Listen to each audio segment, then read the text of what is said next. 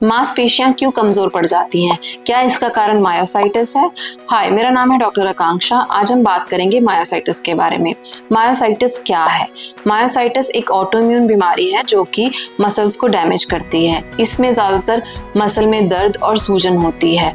इसमें पेशेंट की जो मेन कंप्लेंट होती हैं, जैसे कि सीढ़ियाँ चढ़ने में प्रॉब्लम होना या फिर बैठने से खड़े होने में तकलीफ होना, इसके अलावा कोई भी ऑब्जेक्ट अपनी हाइट से ऊपर शेल्फ से उठाने में प्रॉब्लम होना और कंघी करने में प्रॉब्लम होना, ये इनके मुख्य लक्षण होते हैं। इसके अलावा और क्या लक्षण दिखते हैं मायोसाइटिस में?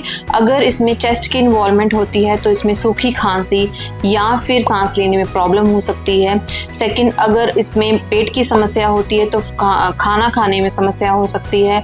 और तीसरा, अगर इसमें स्किन रैशेज हैं तो जब भी पेशेंट धूप में जाता है तो उसके आंखों के आसपास या फिर उसके छाती में या उसके बैक में भी रैशेज हो सकते हैं। इवन जो हाथों के नक्कल्स होते हैं उनमें भी रैशेज दिख सकते हैं।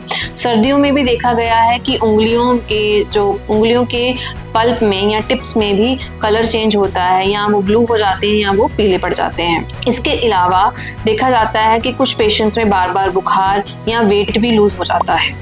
मायोसाइटिस के टाइप्स क्या हैं? मायोसाइटिस के बहुत सारे टाइप्स हैं, जिसमें मुख्यतः हम एक डर्मेटोमायोसाइटिस नाम का मायोसाइटिस है जिसमें कि पेशेंट को मसल पेन, स्वेलिंग के साथ साथ स्किन रैशेस दिखते हैं। सेकंड मायोसाइटिस जो है पॉलीमायोसाइटिस, जिसमें कि मेनली मसल्स ही इन्वॉल्व होते हैं और इसमें हमारे जो थाइस मसल हैं या फिर हमारी जो शोल्डर मसल्स हैं उनकी इन्वॉल्वमेंट दिखी जाती है। तीसरा जो मायोसाइटिस है उसको इंक्लूजन बॉडी मायोसाइटिस कहते हैं। ये ओल्ड एज में दिखता है और इसमें हाथों के मसल्स और टांगों के मसल्स कमजोर हो जाते हैं। चौथा जो है दैट इज जिसको हम बोलते हैं सीटीडी मायोसाइटिस, जिसमें कि कोई भी कनेक्टिव टिश्यू के साथ मसल की प्रॉब्लम हो सकती है। और पांचवा मायोसाइटिस है जिसको हम नेक्रोटाइजिंग मायोसाइटिस बोलते हैं।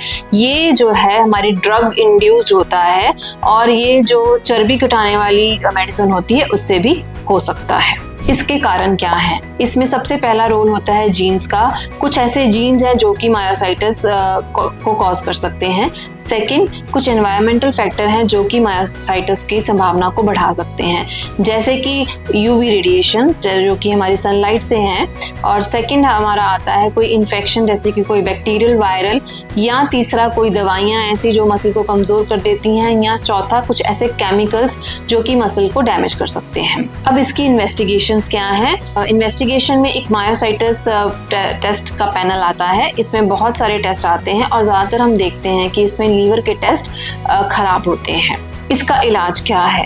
मायोसाइटिस में सबसे पहला इलाज है मेडिकेशन। एक मायोसाइटिस ऐसी बीमारी है जो ऑटोइम्यून है। इसको मुख्यतः रूमेटोलॉजिस्ट डील करते हैं और इसमें हम मेडिसिन कब कितनी डोज में देनी है पेशेंट को हिदायत देते हैं कि वो स्ट्रिक्टली फॉलो करें। दूसरा कि उनको रेगुलरली हमें फॉलोअप करना पड़ता है। एंड सेकंड है फिजियोथेरेपी का रोल। जैसे ही ऐसी कोई मसल की समस्या आती है हम पेशेंट को तभी एडवाइस देते हैं कि वो अपनी रेगुलर एक्सरसाइज कंटिन्यू करें, और इसमें हम फिजियोथेरेपी की हेल्प लेते हैं, रेंज ऑफ मोशन असेस करते हैं और उसके हिसाब से हम अपनी एक्सरसाइज प्लान करते हैं। तीसरा रोल आता है न्यूट्रिशन का। हम उनको प्रॉपरली एडिक्वेट डाइट के बारे में समझाते हैं।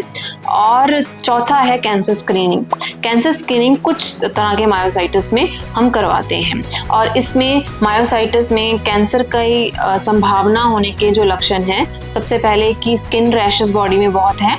सेकंड कि उनकी चमड़ी में अल्सर्स बन रहे हैं।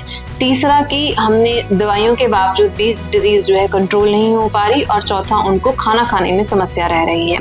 तो इसकी स्क्रीनिंग में मुख्यतः हम चेस्ट एक्सरे करवाते हैं, कुछ खून के टेस्ट करवाते हैं और प्रोटीन इलेक्ट्रोफोरेसिस नाम का एक टेस्ट होता है वो भी करवाते हैं।